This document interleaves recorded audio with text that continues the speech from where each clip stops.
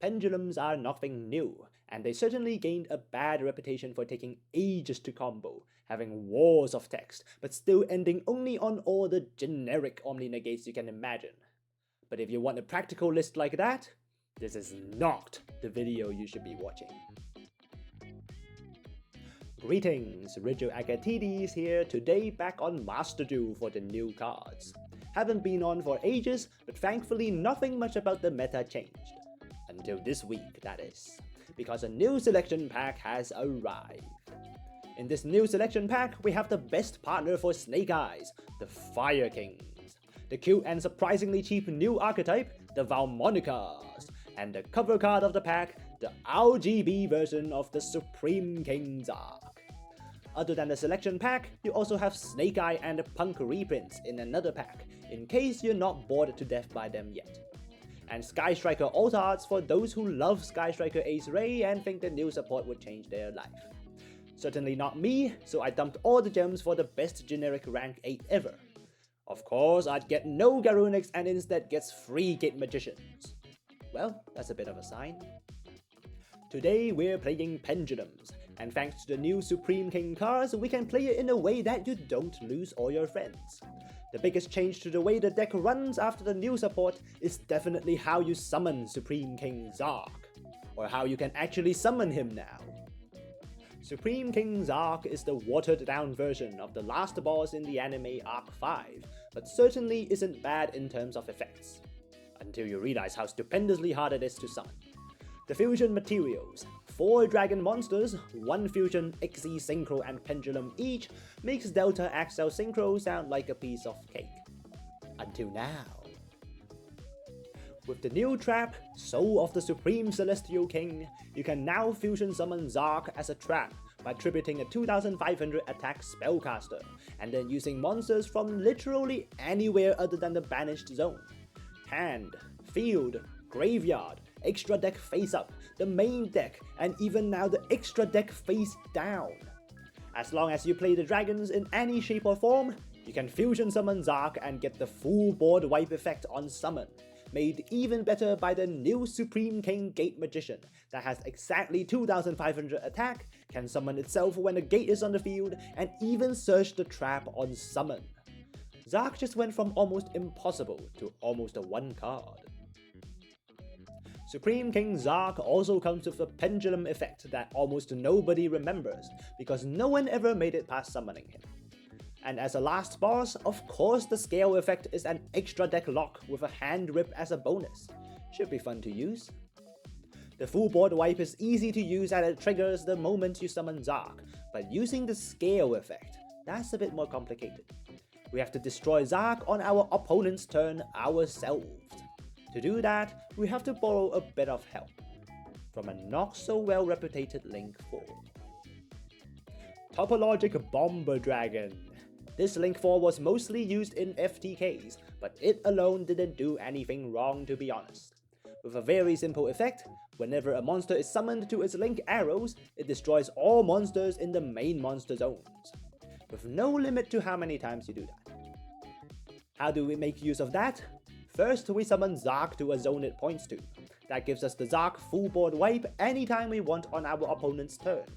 And then Topologic Bomber triggers, destroying Zark and putting him into the pendulum scales, while blasting our opponent's empty field for a second time for no reason. That gives us the extra deck lock and hand rip on search, but conveniently, the new scale used in our combo, Supreme King Dragon Lightworm, can also trigger and summon itself when a monster is special summoned and you have a pendulum on the field. If we prepare that other monster with Astrograph Sorcerer, that's another board wipe we can use by triggering Bomber Dragon. Again! If our opponent manages to make anything after that, have a guess what they have to contend with next turn? Yes, another board wipe. With the effect of Lightworm, if we have a double in the extra deck, we could keep looping itself, and conveniently again, the Synchro Supreme King Dragon that you can summon off Lightworm and Darkworm comes with another board wipe. That's the plan.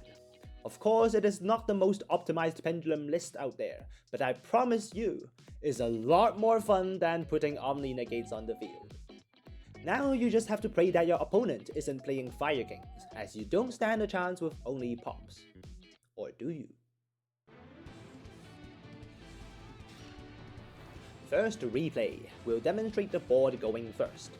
There are actually 4 requirements to make the board work. First, you need to prepare the trap and the tribute with Supreme King Gate Magician. Then you have to make Bomber Dragon.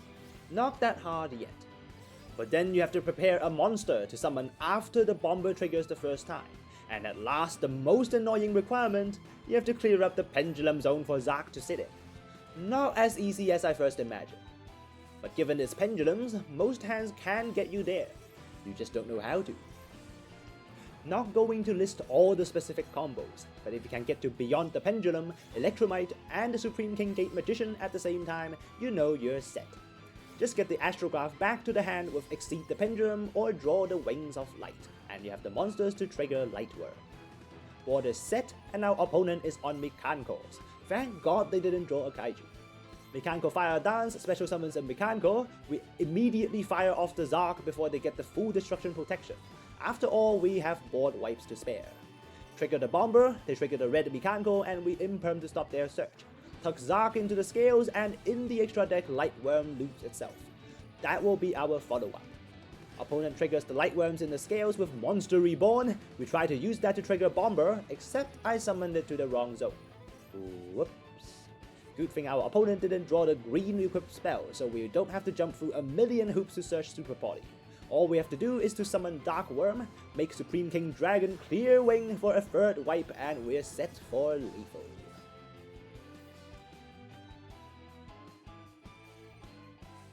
Second duel, we go first again.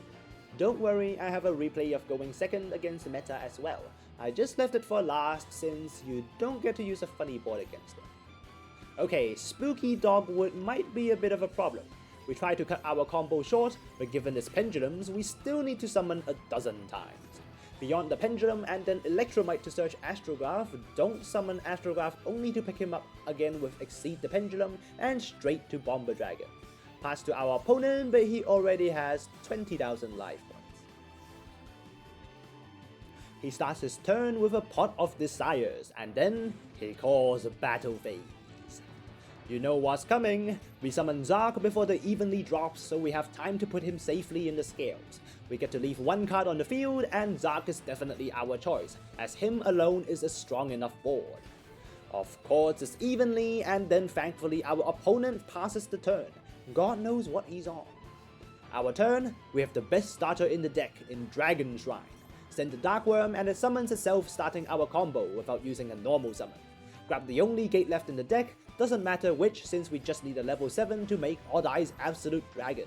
Pen 4 and XZ and then straight into battle. Attacked in the right order to avoid Gauze also works against Mahama the Fairy Dragon. 2,800 burn, not a big deal. More importantly, we're now sure we're going against burn. And against burn, we have a secret weapon. Supreme King Gate 0 comes with the bonus effect. When Zark is on the field, we take no damage. Set him in the scales and we watch our opponent's burn cards do nothing. Opponent starts his turn with Lava Golem, tributing away Gate Magician and Exceed, so we definitely can't summon Zark. Too bad he didn't know we only play 1 Zark. Force out our Vortex Dragon with Change of Heart for no reason and then pass the turn. You should have saved that for later. Back to us and we make Supreme King Dragon clear wing, wiping his field of 1 Mahama so we can do lethal next turn, negating a Numeron War on the way, for which I have no idea why he didn't use last turn. I guess he didn't have the right card to summon under Zark? 2 direct attacks finally bring him down to under 8,000. Took us long enough. Back to him, he baits out the Vortex Dragon with Numeron Network and then drops the Kurikara. Not good, but then he forgets to read Clear Wing. When it battles, Clear Wing pops the opponent's monster, and he has literally nothing left. We fetch a monster with Wings of Light for lethal, and the game is over. The power of having a lot of decks.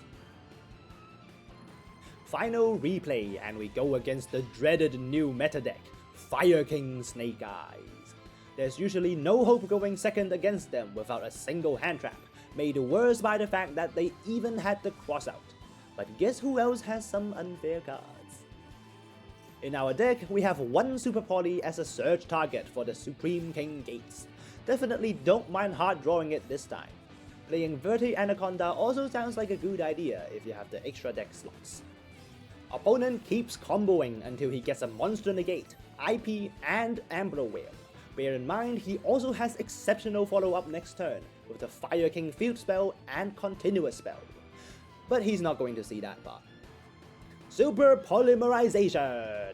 Fusion into Mud Dragon of the Swamp, taking out exactly the Avatar and Ambler Whale, so he has not a single fire left to trigger anything. With no other monsters remaining, even the IP was neutralized. That's his entire board gone with a single broken card that he can't respond to. Well, you're playing meta, so I believe that's justified.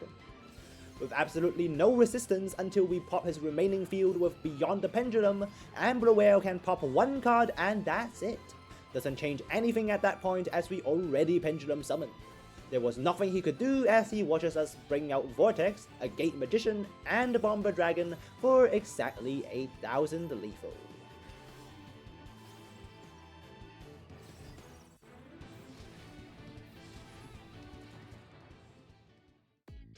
As I've said at the start, this deck list is not that practical, but the cards themselves are far from just fancy looking. While I chose to board wipe 3 times because it's funnier that way, if you want to play it seriously and put in 3 evenlies, it can definitely challenge even meta decks. But the most important part to me is still having fun, and Bomber Dragon definitely does that for me. That's it from me today, latest.